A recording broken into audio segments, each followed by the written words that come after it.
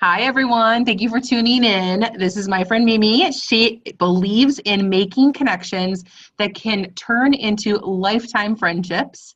She is a spiritual person, mother of a very talkative 5-year-old son, and she loves to travel, write, learn different things, all about different cultures and traditions. That's super fun. Um, she has an JD and practiced in India for 3 years. She got married to an amazing person who also loves to travel.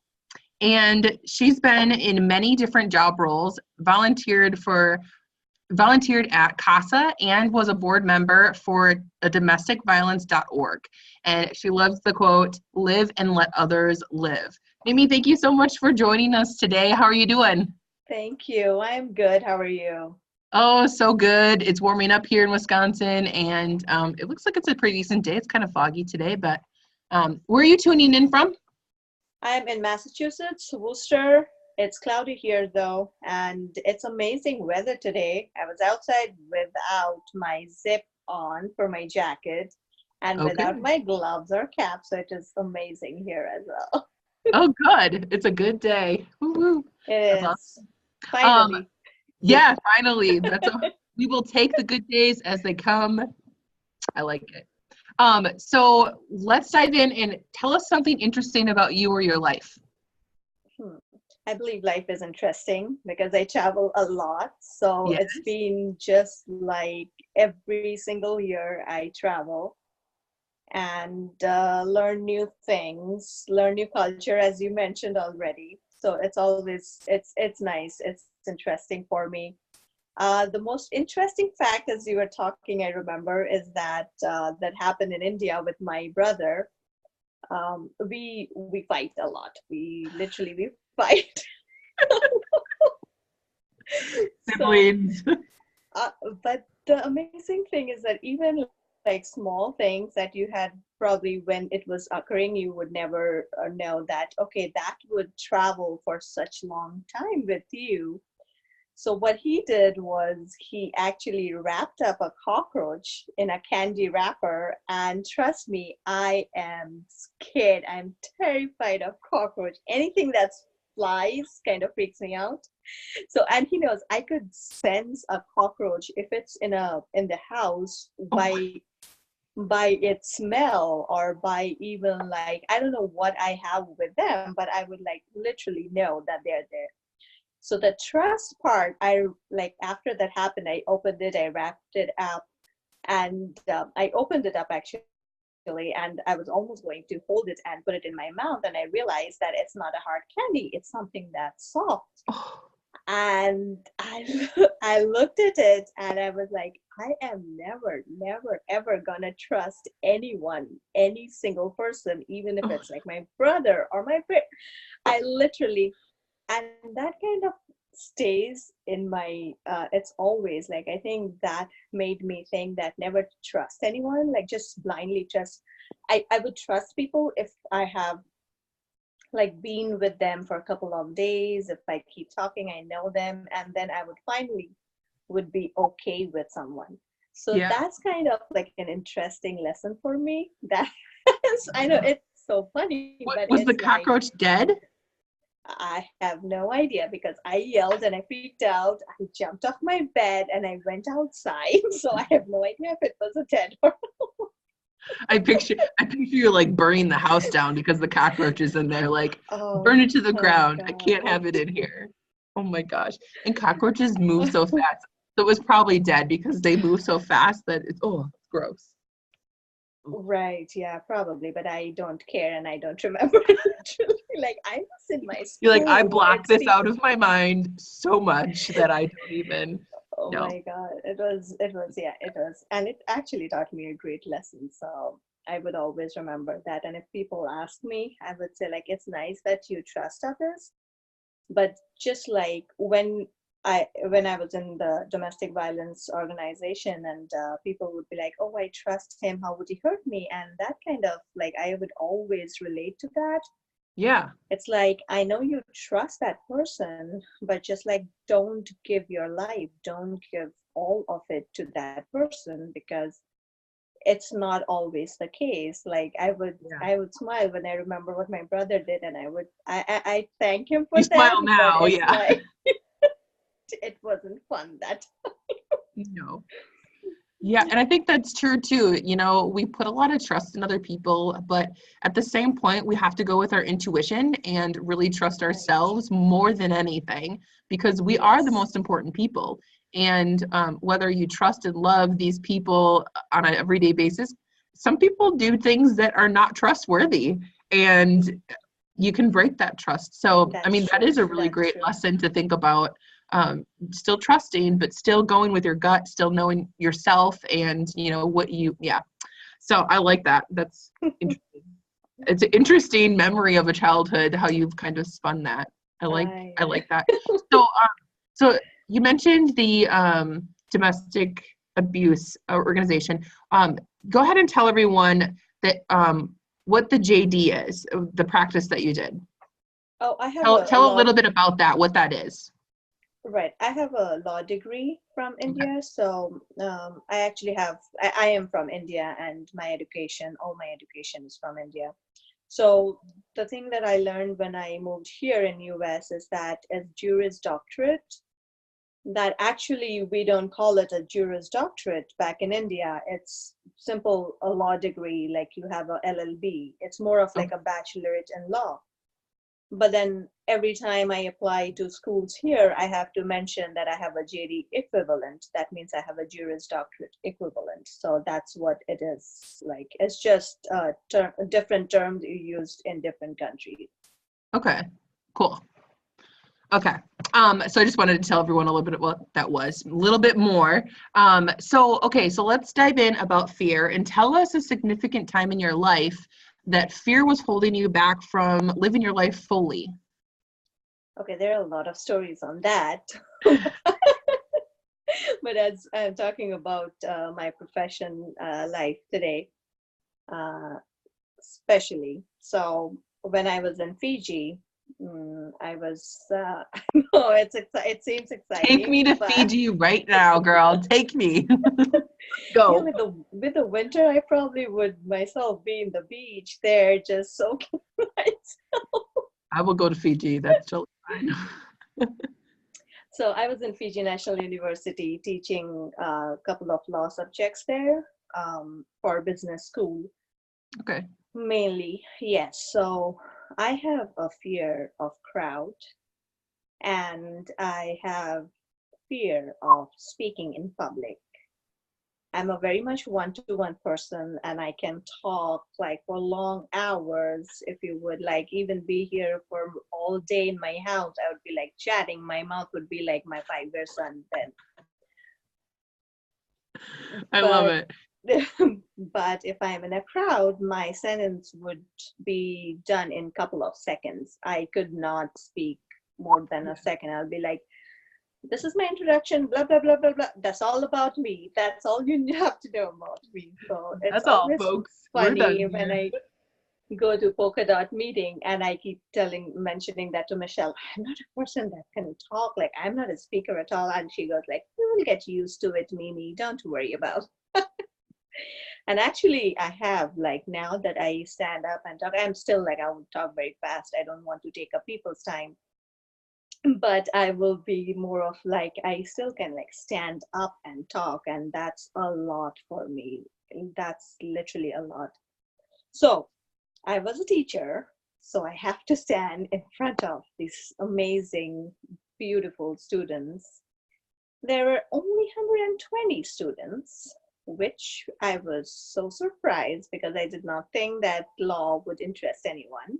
And I would, I was more of like, oh, I'll probably have 10, 20 students, which is normal here in US.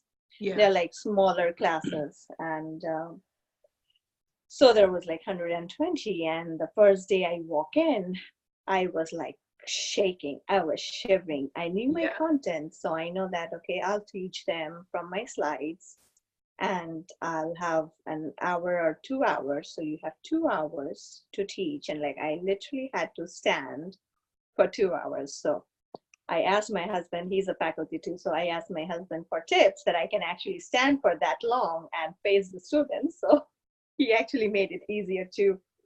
That's awesome. But so that was one fear I still have. And especially then, it was my first time talking in front of 120, like a house room full of students, and like they are actually there to listen to me talk. And I was petrified.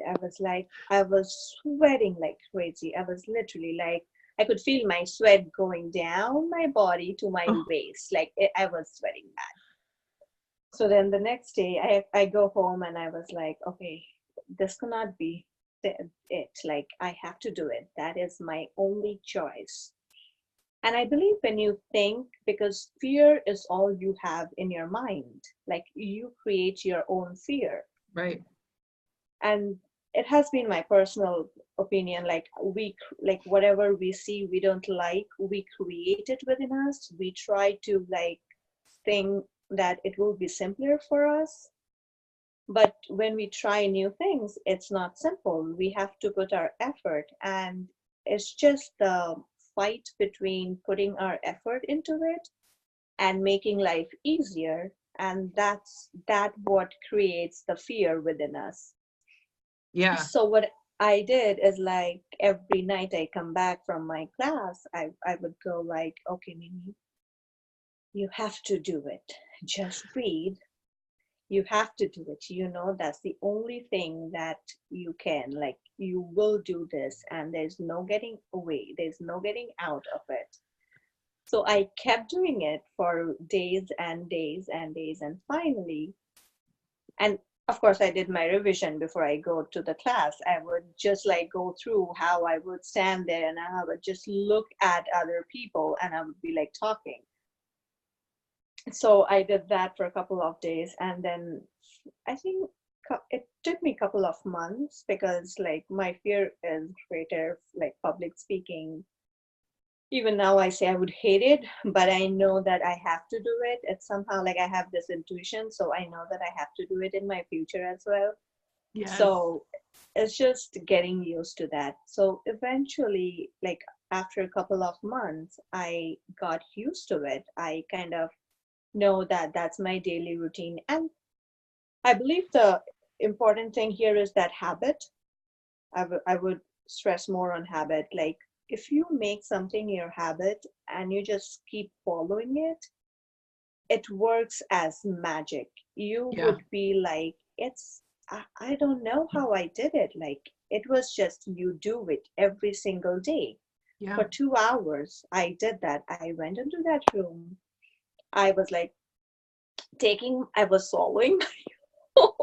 I was like taking a bottle of water. I was breathing, and I was like, okay. I was still holding there was this presentation, a remote for that. Oh yeah. I was holding it tightly. My hands were cold, but I was like, I will do it, and I can do it.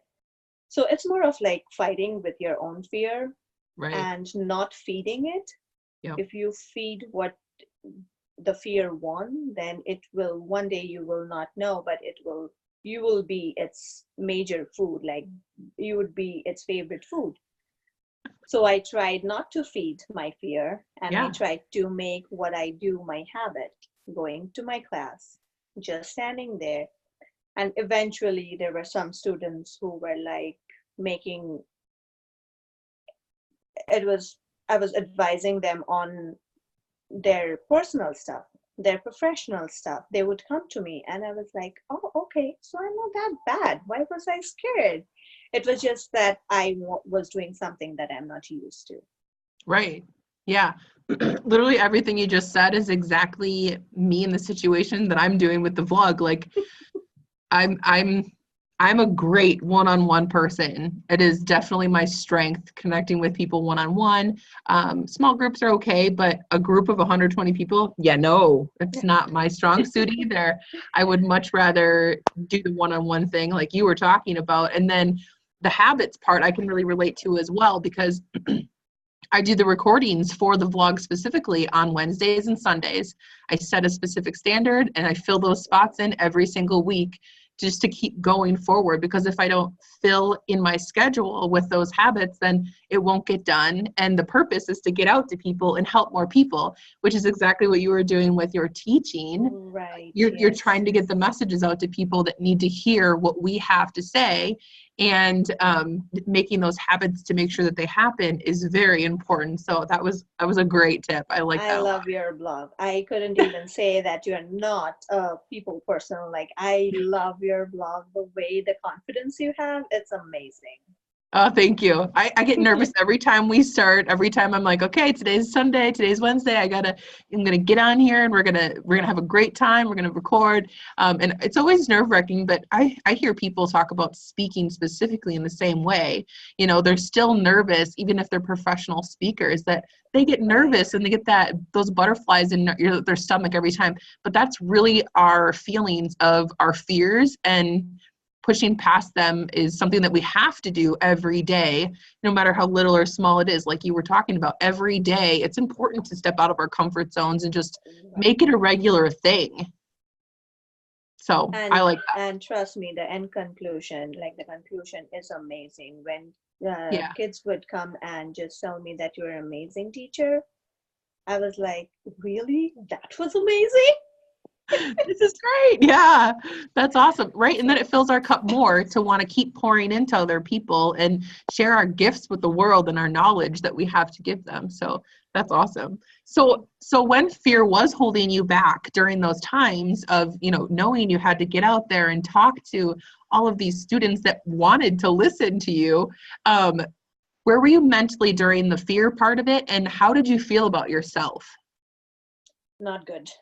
Not good at all. I was Yeah. overly stressed, anxiety. I would have like my heart pounding as if it's coming out of my body and leaving me and going away, literally that bad.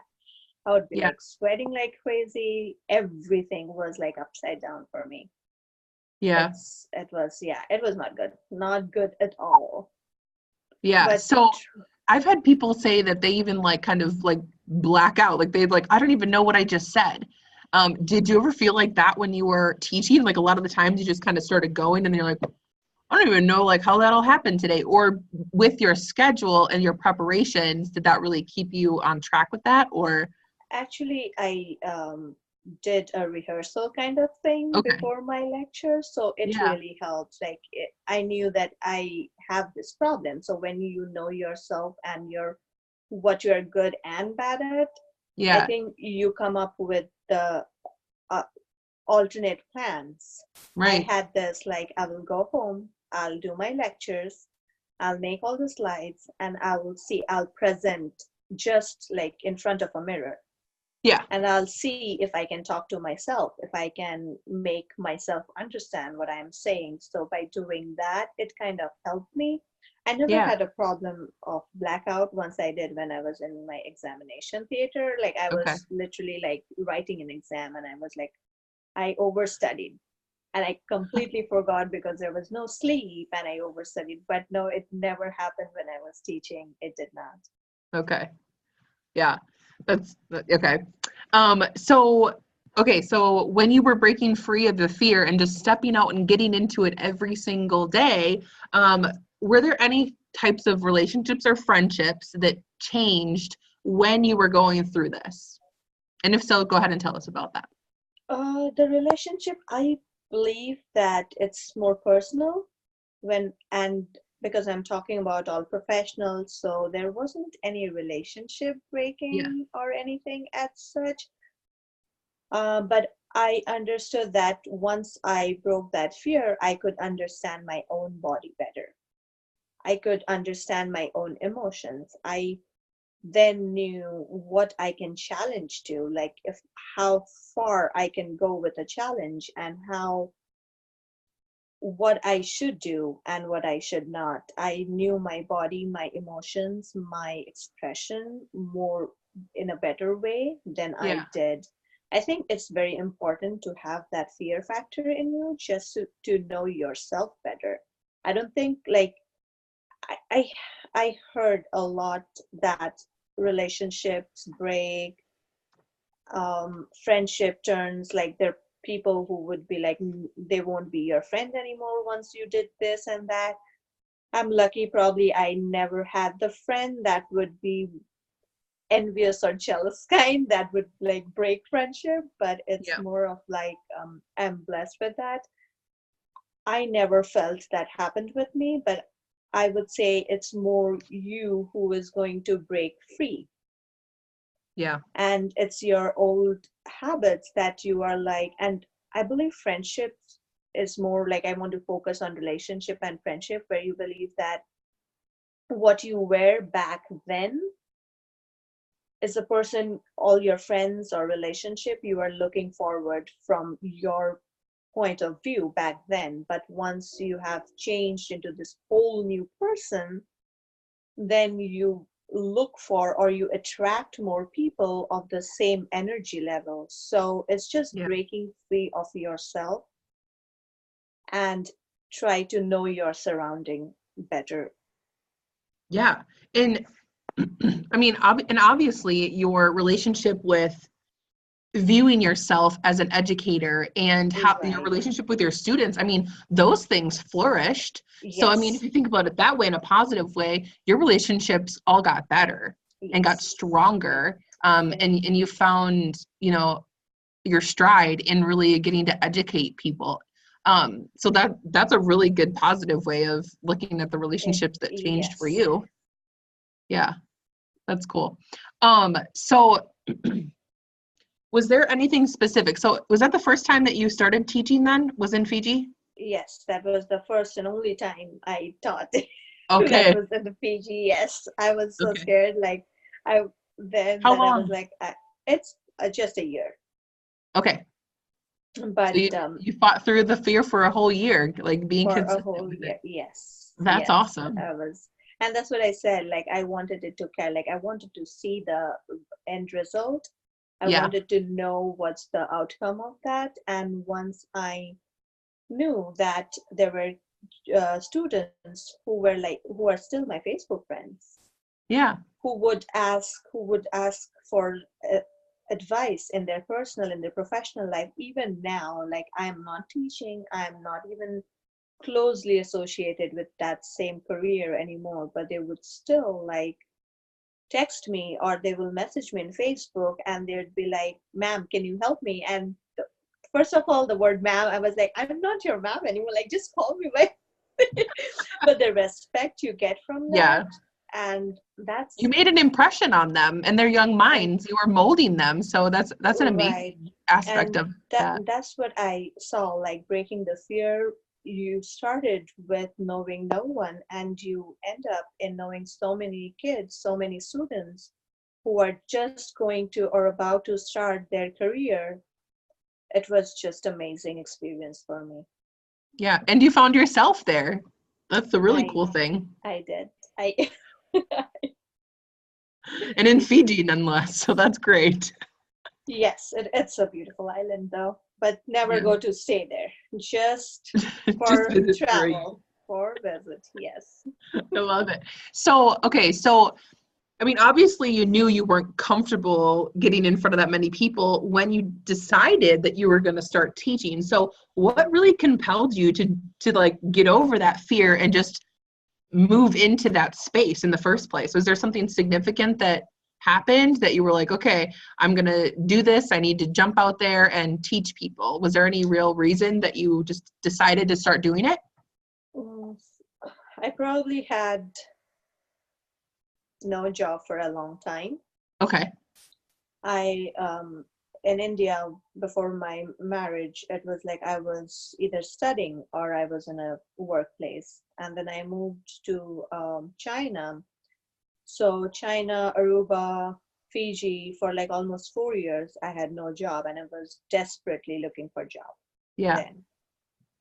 And this came as an excellent opportunity for me. It was like, okay, it's in the same profession, and I get to teach, and the law was same there. It was common law. Okay.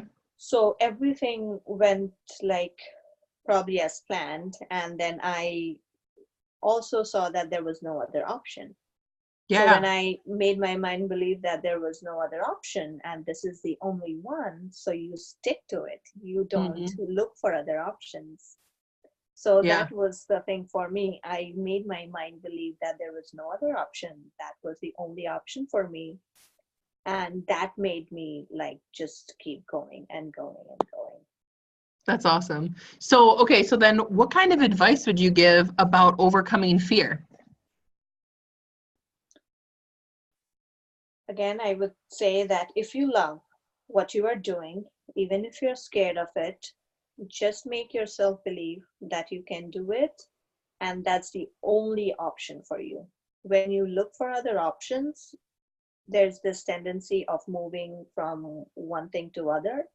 Yeah. But when you make yourself believe that there is no other option, and I love and I'm passionate about this, then you will stick to it and you will overcome your fear. And trust me, fear is just the food you are providing it. It's Yeah. your mind, it's nothing different. It's not like a ghostly thing, it's not anything that would scare you. It's just you are providing the food to that. Once you stop doing that, you can overcome your fear Yeah. and I like meditate. I like that analogy too, like feeding the fear.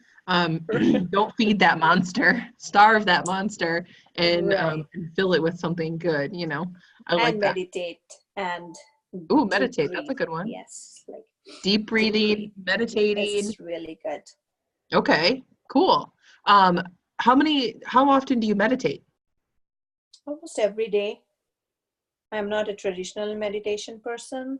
So I don't like sit straight. I have back problems, so I can't do that. So Okay. I'll just whenever I go to bed at night, I'll just lay in my bed, relax, and either listen to some meditation music or just like meditate without music. But yeah, I almost do it every day Very cool. Do you like do you meditate for a certain amount of time or just until you feel like you're done? until I sleep. Okay. Yeah, It's just I'll fall it's asleep your while ritual of how you fall asleep. I like that. it's like until I fall asleep. That's all. Okay. Like I'm not a traditional meditation person, so I don't have particular time, particular Okay. place. I just do it as my mind and body would ask me to. Okay. If I don't feel comfortable with something, I usually don't do that. Yeah, That's me. So, yep. right. Okay. So I love asking people this question because it's always different. So, you know, in the past couple of years, you've really learned how to move through the fear, and you know it's important to just get up and start doing those things that might scare us. And you're living more fearlessly because of that. So, where do you see yourself in the next 5 years?